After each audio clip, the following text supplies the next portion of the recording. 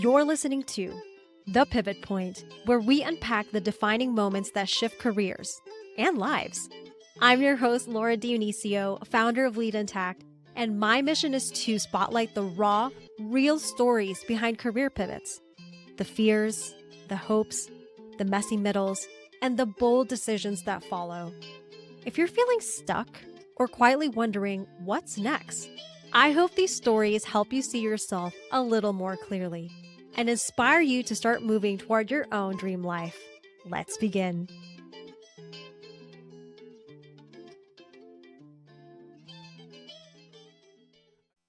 Welcome, Sonia, to the Pivot Point podcast. I'm so happy to have you here. One, because we haven't had a chance to speak one-on-one, really. So I'm just as curious as the listeners to hear about your story. And two, because I do follow you on social media and I'm always like, blue chakra, tell me more about that. So thank you so much for being here. Thank you. Thank you for inviting me. What a nice surprise. And yes, I'm glad that we're getting to connect one-on-one. So appreciate the invite. Yeah. And just so the listeners know, Sonia is one of the reasons why I decided to start this podcast, because I was on a Monday mentoring call is what we call it. And she was leading like a business topic about funnels. And she said something like, you need to think about what are the ways in which you can serve in a way that feels good and natural. And I was like, well, I love to talk. So Sonia is a key reason why I started this podcast. So thank you, Sonia, for sharing. You're very all your welcome. Thank you. I'm glad you found your way, right? Like the thing that sparks you. So that's awesome. Yeah. So just so our listeners get to know you, I'm going to go ahead and read Sonia's amazing bio. Sonia Flores is a holistic business coach, intuitive advisor, and podcast producer. She helps soul-led women share their message and gifts with the world by starting and growing their business or launching a podcast, case in point, me. She's also the host of Modern Latina in Midlife, where she shares her journey of navigating the third chapter in a woman's life, offering stories about business, podcasting, spiritual awakening, and personal growth. Her work is rooted in the belief that everyone has a unique gift to share with the world. And when your message is clear and your energy is aligned, you live in fulfillment of your life's purpose. Welcome, Sonia. Thank you for being here. Of course. It's a pleasure. Yeah. So even just reading this, there's so much I want to ask. But first, I just want to get to know you as well. So listeners, it's not just for you. This episode's for me too. But how did you get started? How did you get into this work? Were you always an entrepreneur, or did you start? Oh, you're shaking your head. Yes, tell us. I think not. I've been an entrepreneur through and through, inside in one way or another from a very young age. It's in my genes. It's in my DNA. My grandparents were multi-entrepreneurs. My dad was an entrepreneur for a short period of time as well. So I think it's just always been in my blood. I first started off in corporate America. I worked in corporate for 18 years in marketing and product development. And I was international marketing manager for a national brand in the US. So I did that for 18 years. So my journey did not start in entrepreneurship. Although I went to school for business and entrepreneurship was a part of that, I very much was like, doing the corporate thing, because that's what like my parents immigrated to this country too, from like we could live a different life. And so I was following that path, but it just wasn't fulfilling anymore. I just felt like something was off. I was not enjoying what I was marketing, the product that I was marketing. And I just always felt that there was something different, something out there for me. I just kept trying to find in corporate, and I wasn't finding it, and I wasn't reaching it. So I just became really burnt out and working a ton of hours. I became a single mom, and it just was really long hours and travel, and it just wasn't it. I was really, really burned out. So I took a sabbatical for a couple of years. Once I entered into my next relationship and he gave me the opportunity to stay home, we blended our families. He had a son, I had two sons. And so I had the opportunity to stay home for a couple of years. And, I have so many interests. I couldn't just, and I'm so multi-passionate. I'm a manifesting generator, if that means anything to you. So I have a lot of interest and I couldn't just like sit still and do nothing. I mean, the boys were teenagers, so I was pretty much at home alone all day by myself and just kind of needed something to do. And so I started like a small side gig, like as a virtual assistant, just to like be busy for a few hours out of the day. And it just started growing from there. I was like one of those online chat people for like an online bookstore for somebody, this little bookstore that he had. And I just started like, oh, have you thought about, doing this? He was like doing these catalogs that he was sending into like the prison system for these books that he was for his store, basically for his books. And I'm like, oh, have you thought about adding like Spanish titles? And have you thought about like, how are you advertising this? Are you sending out newsletters? Like, I just couldn't help but to like, do that because that's all I did for, 18 years. And everything I would propose, he's like, yeah, let's go ahead and do that. And let's do that. And then I thought, I can do this for other people. Like I started just doing this from home a few hours a day. And I thought, oh, I could do this for other people. So I started doing that for other entrepreneurs and just very, very part-time. And that's kind of how the journey into entrepreneurship started. So very different. Well, yeah, very different from what I do today. That's where it started. Yeah, I love it. I already have so many questions. So I'm curious because you mentioned you found like, in your new partnership, you had the opportunity to go on a sabbatical. And I'm curious, was that an easy decision to make? I'm only thinking about, honestly, my own experience and also those of my clients where I actually have clients now where they have the opportunity to take a break, but the whole, I call it the corporateism, is like so ingrained in their system and their nervous system and their mindset that like, it's like they can't even relax. Even if financially they're supported, whether it's through a partner or they have the savings, it's like this need, especially if it's like the person who's an overachiever and they're burnt out, but they still can't help themselves and they think that they have to keep going. So I'm curious, did you go through any of that? Like, what was it like when you were just like, okay, I'm going to take a sabbatical? How did you go from go-getter, burnt out, doing all the things to like, I'm going to take a break? Oh, that's such a great question. It took a while for me to be convinced of that, of course, because I was a single mom and I was pretty much supporting my sons by myself at that time. And it was hard to go from I've got control of this to like depending on somebody else. So yeah, that was difficult, but I was so burned out that it just felt like a relief. It felt like a welcome relief to like finally be like, okay, I can take a breath and just allow this to be. And it was scary for sure, but I just always thought back to like nobody's going to take my experience and my education away. Like I can always jump back in if I needed to, or if something didn't work out or, of course, all those things went through my head, but I just knew and I just had confidence in myself that if need be, that I could figure it out. So I just went for it. It was scary. It was scary for sure, but there wasn't a lack of things to keep me busy for sure, with 3 teenage boys and, just keeping a household. And it was busy and it was a really nice welcome, to be completely honest with you. It was really nice just being able to relax and just take a break and just be like, it's okay to allow myself to receive. Yeah.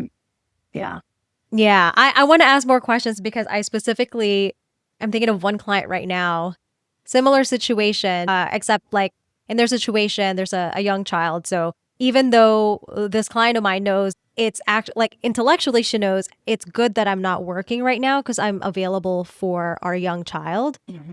But in the back of her mind, she's so used to being financially independent. Like her identity is wrapped up around that. So I'm thinking of the listener who feels the same way, who's like, yes, I know I'm so blessed to have this support.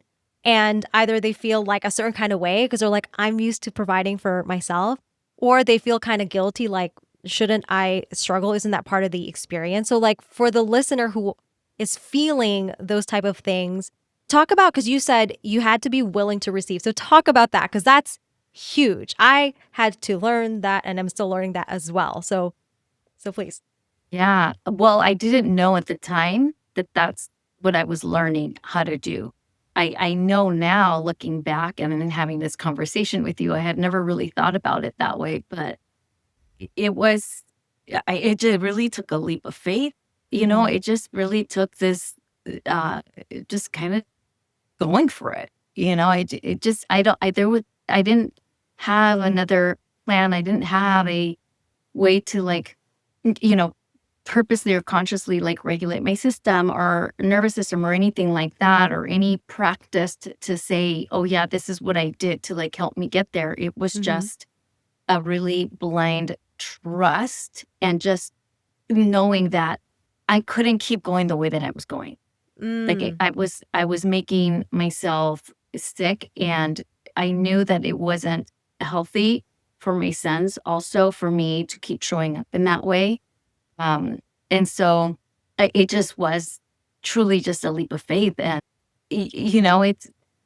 I'm trying to think of like what I did to learn to receive, but it was a lot of mental talk. It was a lot of mental, like, this is okay. Like, it is okay. Like, just let it be this way. I had to constantly be talking to myself and just be like, this is okay. It's all right. It's okay to do this. I don't know where it came from, but it was like this little voice, that I had to tap into to like constantly tell myself, it's okay to do this. I love that. And what I just heard, like in your story as well, is so yes, this is okay, but also I couldn't keep going. So it's almost a reminder of like, we can't go back there. So it's almost like building up the reasons as to why we have to face the scary thing of doing something differently. Like, we can't go back there. That's terrible. This is not healthy example for my kids. So I have gotten a lot of like parents out there who are afraid to dream big and go after their dreams because they're worried about like, well, I have responsibilities to my kids. And what I love that you're saying is like, well, the way I was showing up, even if you presumably made pretty good money, it's just not healthy for your kids. So I love that. Yeah. And also learn how to receive. Like, you had to. It's almost like there is no choice but to move forward is what I'm hearing. Yeah. And I like what you just pointed out. I think that a big part of what has driven me since I became a mother was, what example am I setting for my son? And that, I'm glad that you brought that in, because that has been at the crux of every difficult decision that I have made, including having to divorce their father. Everything that I have done, and now even them as adults, when they question something that I may be doing that they're not in agreement with, I have to sit back and think about, okay, am I, my first reaction is like, oh, I got to make this right so they're not upset. But then I have to step back and think about, wait a minute, what is it really? What am I really trying to accomplish by doing this? And I have to go back to, no, we need to break cycles. I need to set an example. Like, this is what I would want them to do for their daughters or their children. So it always goes back to what example am I setting? So thank you for bringing that in. I had never even thought about that. You're so good, Laura. Thank you, Sonia. I love this.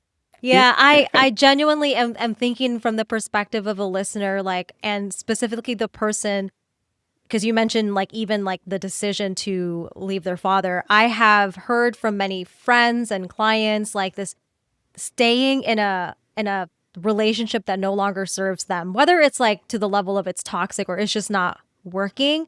And I would love to hear from your perspective, because I can't speak to this. It's not my personal experience. I can say like, well, yeah, of course you don't want to show that as an example, but from your perspective, being a mother and having had made that choice and other probably difficult decisions, what would you say to the listener who is just like struggling with the choice of like, I think I know what the next right step is, but I just feel stuck because I'm thinking of a single mother or a married mother who is currently not working, let's say, and who feels stuck as they're like, oh, but how? What do I do next? Like, what would you say to that listener or to those types of listeners who are in that situation?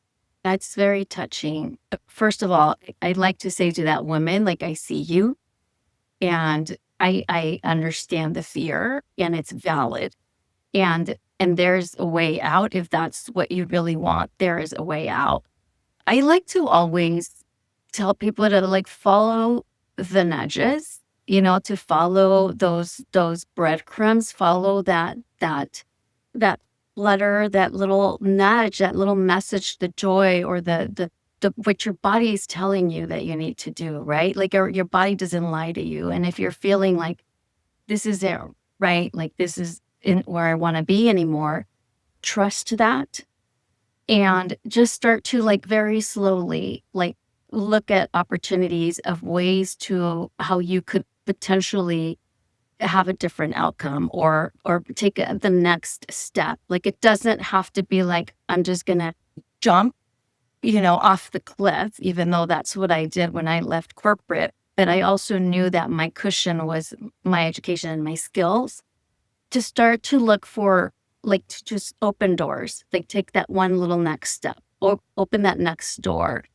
Maybe you talk to people, maybe you mention it to a coach, maybe just follow those little flutters of intuition of maybe you feel called to listen to a podcast episode or to read a book. There's always your guides. And I'm very big on like following your intuition, your higher self, your guides, whatever you want to call it, that energy, just your higher self, your guides always trying to guide you in the right direction. They're always leaving breadcrumbs and the next door for you to open. So start to like just pay attention to those little steps because it doesn't have to be taking a huge step.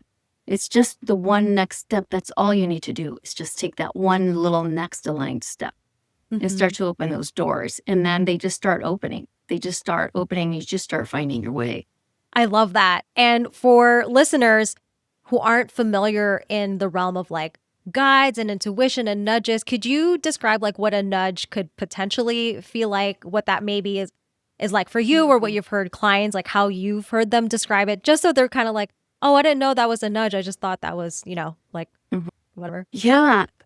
Like for me, a nudge, I'm trying to think back to like when I didn't know this language, at the time when I was thinking about like, say, leaving my ex-husband, I didn't know what a nudge was, right? I didn't know this language, but I have very vivid memories of those almost like rude awakenings where like my guides were like, my gosh, already, they're like, they were shaking me. And I didn't know at the time that that's what it was, but I feel like you just kind of know, like you just feel it in your body. If there's constant resistance to something, that's your, like, if you just feel like I just don't want to do it, check in with yourself. Like just stop and think about, am I resisting this because, because I don't know how? Because I'm scared? Or am I resisting this because this is not at all what I want to do? And I think that one of the ways that we can maybe like help people understand that is I feel like a lot of us are told what to do when we're trying to figure out what to do with our career when we're young, trying to pick a college or go to college or not. We know it starts very young, younger than that. But I feel like that's a really good example of when we're told this is what you got to do. Because I know that's what I was told, but I really wanted to do something different. But I did what I was told to do. And so that I feel is a good example for many of us where, that if you were told what to do, that wasn't really what you wanted to do. And that's kind of what it feels like. It feels like you do it even with the resistance, even knowing that deep down inside, this isn't make me happy. This isn't feel fulfilling to me. I don't know if that helps or if that answers your question. Oh no, that was really helpful. What I got from that, like as like the simplest breakdown. First of all, I love that you mentioned this was not something that came naturally to you, because that way, to whoever's listening, they might be like, well, of course, Sonia, like she's an intuitive coach. Of course she knows how to do this. But see, listeners, like she didn't start off this way. I for sure did not start off that way. My background's in engineering, like way far from intuition. But what I heard you say, like a good place to start is, because we all know what resistance feels like. We know what that feels like. We know what it feels like physically. We know what it feels like emotionally. And I think something beautiful that you said is to really think about and feel into what is behind the resistance. Like, where is it coming from? Instead of just accepting resistance as is and saying, well, that's my sign to stop. What I'm hearing from you is that's not necessarily your sign to stop. It's your sign to go within and like get curious and ask yourself, like what you said, is it because I'm scared? Is it because I don't know how? Because if it's any of those things, then that's not really your sign to stop. It's your sign to keep going, right? That's what I. Yeah, I like that. Yeah, absolutely. And, once you start to take that little step forward in that direction, it'll guide you. If it's the right thing for you, you will know it. You will feel it. You'll feel that spark to keep going. And if it's not, you'll feel it. You'll feel like, oh, you know what? Maybe this wasn't it. Let me try something different. And it's okay. And it's okay to take that step and or two or three even, and then go, yeah, you know what? That really wasn't it.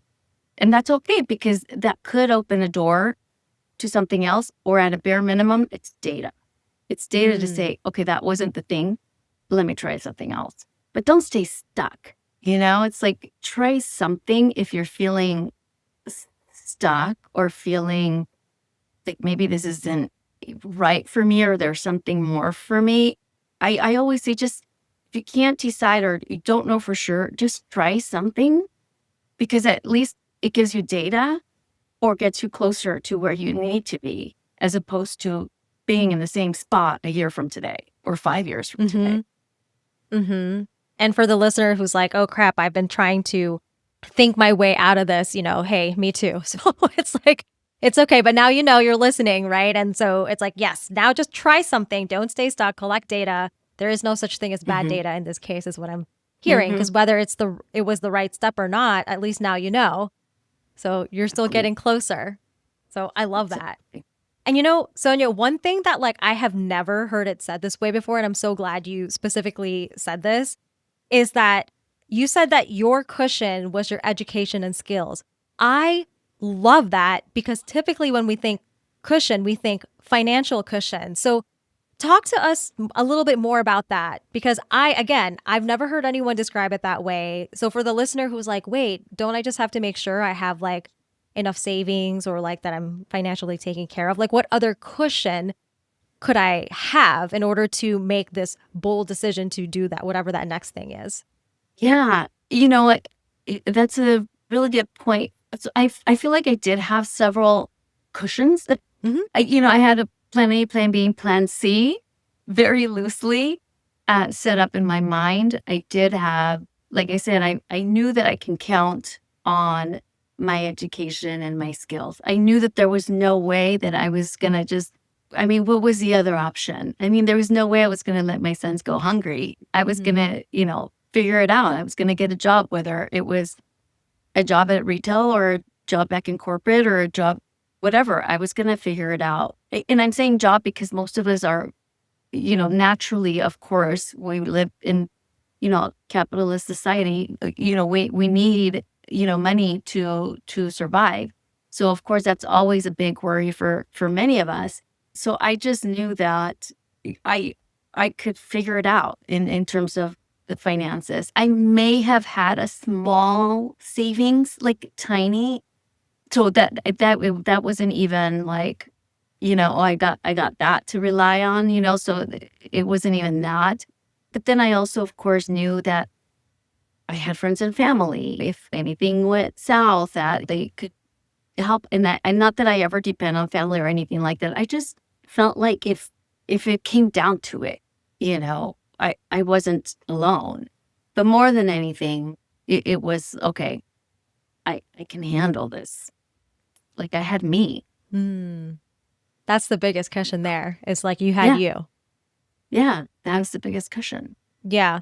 And just like knowing that I would never just, my sons were my motivation. Let's just put it that way. So, I love that. I love that. yeah. The other thing I wanted to ask you, because you, like, the way you started, you're 18 years in corporate. By the way, I don't know if you know this, but I was also 18 years in corporate before I Oh, left. really? So Oh, we're wow. like corporate leaving Right there. twinsies. Yeah. Yes, 18th we birthday. are. Like, Yeah. it's like our experience became an adult and we're like, we're, It- there you go. And left the coop. yeah, we left the coop. You got this, Yeah. corporate. You're 18 now. So we totally got Get out distracted. there. Make it happen. Yeah. Okay. So you just talked about an experience that I think a lot of us can relate to, a lot of the listeners. You worked hard, you climbed the corporate ladder, and probably on the outside you looked great, probably had the accolades, great money, like all that, and things still felt off. You were burnt out. What I'm really curious, and I'm just going to be so straight up with you, Sonia. This question is not just for the listeners, for me too. So like, as somebody who also felt burnt out many times in corporate, and I know it's because I was just like an overperformer and things like that. For someone who is thinking about becoming an entrepreneur or already is, how did you make sure you didn't down the path of burnout? Because I feel like it's easier as an entrepreneur because work becomes something you love. It's really easy to overwork. So what was the experience like for you? Did you start overworking, or were you just like, nope, not doing that again? Yeah. Great question. Well, when I started working again and I started like my little part-time business as a virtual assistant, really, it was very part-time. It was just to like occupy my time and make some little extra money for vacations and things like that for the boys. So it was very, very part-time. So it was not burnout at all. It was very like I didn't really need it.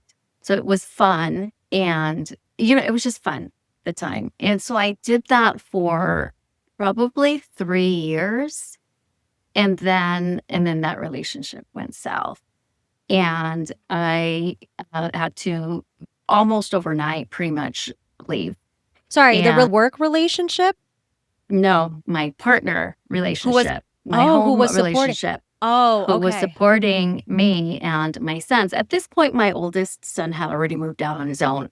So it was just my younger son and I. But my son had a health emergency that was going to require a lot of my time, and my partner didn't want anything to do with it. So he's like, he just can't live here anymore. And like I said, my son were my priority. So I'm like, well, I'm leaving too then. So I and his can. thought was, oh, he could go live with the other parent. But for me, it was like, no, no. I've been the primary parent, so that's fine. I'll leave. So that's when things got really hard. That's Yeah. when like our lives shifted completely. And I went from like being part-time to having to like just build this up like full-time and make enough to like pay rent and, help. My oldest son was going to college and help with that and his car and insurance and phones and like all the things from this little part-time business as a virtual assistant, no less.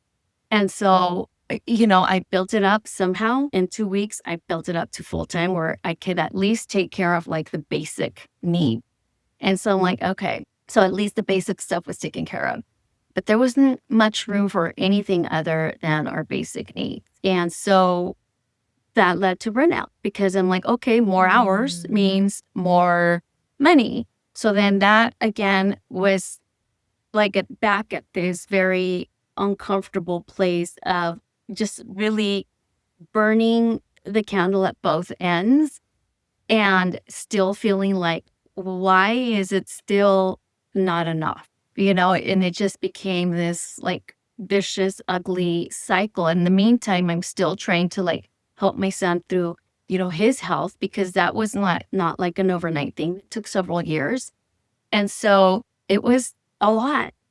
And I was this close to going back to corporate, to saying, okay, I'm going to have to go back to corporate because that's where the big paycheck was at. And then, so a couple of things happened. 2020 hit. And so there was no going back to corporate in that moment. But I also hired a coach. And at a time when there was no extra money, and, it was scary that if any one of my clients cut back on their hours, that I might not be able to make rent. That was a big investment in myself. And that was just another really big leap that I made, and like a bet in myself. And what this coach said to me is, I gave her my concerns. And so she said, okay, because I told her I had booked this appointment before I decided to go back to corporate.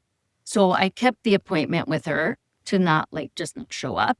And then, I was honest with her and I said, you know what, I've decided to go back to corporate. Okay, why? And so we talked through that. And she said, if we could eliminate these things that are not working for you, would you still give it a shot for another year? I said, yeah, of course. Yes, of course, I love what I do. So she said, well, let's try something. Let's try to work on it. I'm like, okay. And so I tried it and I went with it and we created a strategy and it worked. And a year later, I was in a completely different place. I had completely shifted my mindset. We had completely reworked my packages and the way that I was working, and eliminated the things that I didn't like and added more of what I did. And she just really helped me see that at a time when all I could do was try to stay above water. I didn't have the capacity with everything going on with my business and my son's health to see beyond what was right in front of me. And that was a game changer. Not only that, she was a business coach who worked with human design and astrology. So it was this whole other woo-woo thing. And it gave me also permission to understand how I work as a manifesting generator and understand how my energy works, and then align my business to that, as opposed to the other way around, letting the client decide how it works and then try to adjust myself. So that was a game changer for me. Yeah. Yeah. I'm going to have to rewind and slow some things down. Okay. You said there's so many things that I want to go deeper into. But first, I just want to commend you on what courage and total badassery to be no, I am not going to compromise my son for you. Truly, there's going to be so many listeners who are just slow clapping in the background because Sonia, I can see different decisions being made of somebody who was not as courageous and badass as you, as being what am I going to do? I only have a part-time job. I feel stuck. And so I'm not saying this to judge or blame or try to shame anyone who is in that scenario, but more to highlight you, and also to the person who is in that situation who may feel like they're stuck or there's no way out. Sonia's such a great example that yes, Thank you. it is possible. So I Thank you. that had to be said. If there was Thank no you. other if there was not enough time for anything else that, I just had to commend you, because you just kind of blipped through it. I'm like, okay, we're going to go back to that. I'll let you talk, but we have to go back to that because out of all the things you said, that was some strong mama energy of just hell no. Yeah. That's why, thank you. Thank you for that. I appreciate that. And also, that's why I say my sons are my motivators.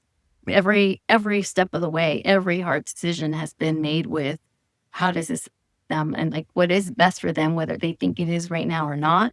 And that doesn't mean that I've made all the right decisions. I really truly have always intended to do everything with the best outcome in mind for what I believed was best for them. And I've made mistakes, but I had to go back and correct them. And that was one, right? That was a course correct right there. That, it took me a while to figure out, but yeah. Yeah, that's beautiful. And then the other just level of badassery that I do want to ask more questions.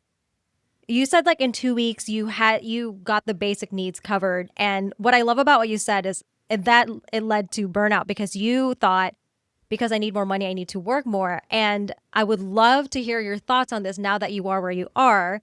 We both know that that's not actually true, that more work means more money. So, like, what would you say to the you at that time who was just like trying to hustle and going back to what you knew that worked in corporate? Like, what would you say to her today? It all comes down to working on your self-worth. I had no idea that what I was doing was of that much value. This coach had to start putting that in front of me to tell me. I didn't know that. I just kind of started this thing out of nowhere. Like literally, I had heard about virtual assistants, and what attracted me to that work was that I was able to work from home. And so I didn't know coaching was a thing at the time. I just kind of just started taking the next step. So I didn't know what somebody that was doing what I was doing could charge. So it really took like betting on myself, like allowing myself to invest in myself, even when I didn't have the money for it. To like, okay, this person knows. Like I had heard her on a podcast, and I'm like, yeah, she knows what she's talking about. Like I just resonated with her. Her energy felt right. So I just went with it. So that's why, like, it's if you can't see it for yourself, this is what I would say. If you cannot see that for yourself, know that it is out there for you, and it's okay to ask somebody else for help. And sometimes we do have to make an investment, but I promise you that investment is coming back, like tenfold, if not more. Like there's no way you can't invest in yourself and not get that. That doesn't mean that we don't make mistakes. Sometimes we're like, oops, I hired the wrong person. That's okay. Like, let's course correct. And the next person will be right, or ask for referrals, or you take those steps, and then the mistake becomes a wash. It becomes data. It becomes data. Yes. Yes, it becomes data. And it's like, oh, that was part of the journey. And so now I got to keep moving, like next, so that's more than, I think that's what I would say to anybody, whatever the struggle is, there's always somebody out there that could help with whatever your situation is. We're not meant to figure it all out on our own sometimes. If sometimes when we're drowning, we just need a little bit of support when we can't figure it out on our own. Although I do sometimes strongly believe that we have the answers inside of us. Like we can sit in meditation and call in our higher self and get those answers for ourselves. But sometimes that answer is reach out to so-and-so, they can guide you and they can teach you, so. Yeah, I love that. And I love how you phrase it as bet on you, And that I think a lot of people can relate to, or I've heard this a lot. I'm sure you have too. Like, I'd love to invest in coaching, but I just don't have the money. And it sounds like from your experience, at least, and also like mine, if I'm being honest, it's like you have to come at it from a place of, but what do you actually need? Not like, how much money do you have in the bank? Because I know like I heard one of my clients before say something like, I don't have any extra money to invest in myself. And it sounds like what you're saying is, no, you have to invest in yourself. It's not just like if I have extra funds, like you have to prioritize yourself first. Yeah, I believe so. I strongly believe so. I feel that is one of the lessons that keeps showing up in my life. At every stage of my life, it's that investment in ourselves. I mean, it's so easy for us to say, I'm going to, when we're young, like, I'm going to go to college, and we figure out, right, a way to pay for it, whether somebody helps us or we get a loan or we grants, whatever it is, we have no problem getting into debt to like make that investment. To me, coaching programs, trainings, conferences, things of that nature are no different than like a formal university education. For me, in fact, if anything, I feel like I get more out of, trainings and coaches, and then not that my schooling wasn't important. It was amazing. it's gotten me where I am, but I just feel like you get a lot more. I feel sometimes from coaches and like very specific trainings that you need and that you can invest in, sometimes than even college education. I feel like a college education, of course, opens doors, but sometimes it's just getting that diploma, right? So like, okay, this gets me here. You've proven to somebody that you can follow the system and this program, basically. But yeah, I just think that never stops. I think that if we are wanting to achieve more and wanting to get somewhere different, whether it's in personal or in our business, an investment, I feel is necessary. I love this. And for our listeners who are like, well, speaking of investing, I think Sonia's amazing and I would love to follow her and talk to her and see what she's up to. How can our listeners follow you or get a hold of you or send you like some love and hearts from this episode? Awesome. Thank you. Yeah. Well, my website is bluechakrastudio.com. And on Instagram, I'm at Blue Chakra Studio. So yeah, thank you. All the things that I do are there. So okay, I will put that in the show notes. Don't worry, listeners who were like getting out pen and paper or like pausing, like I got you. It's gonna be in the show notes. And I have one final question that I ask all my guests, and that is, if you were an item in a coffee shop, so you could be a drink, a pastry, you could be, I don't know, a poster, anything in the coffee shop, what would you be and why? That is so cute. I'm probably gonna have to be like a pumpkin spice latte. 'Tis the season. At least at the time of this recording. Yeah, that's appropriate. Exactly. Probably. It's like that. It's like a latte, but throw a little flavor and spice in there. I love it. I love it. That would be it. What would you be? Oh, so simple and basic, just like a black coffee, honestly. And I feel like that fits me because like, first of all, that is actually what I order. I look at all the different drinks that look fancy and sometimes I order it, but then it ends up being too sweet because I don't really have a sweet tooth.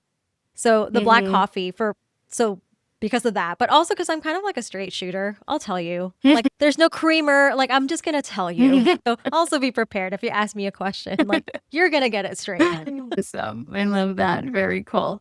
Thank you. Thank you so much, Sonia. This was so fun. Thank you. Yeah, this was fun. Thank you. I appreciate your time.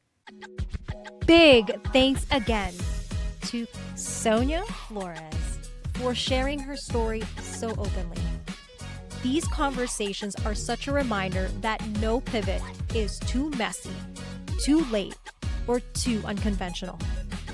If something she said resonated, don't keep it to yourself.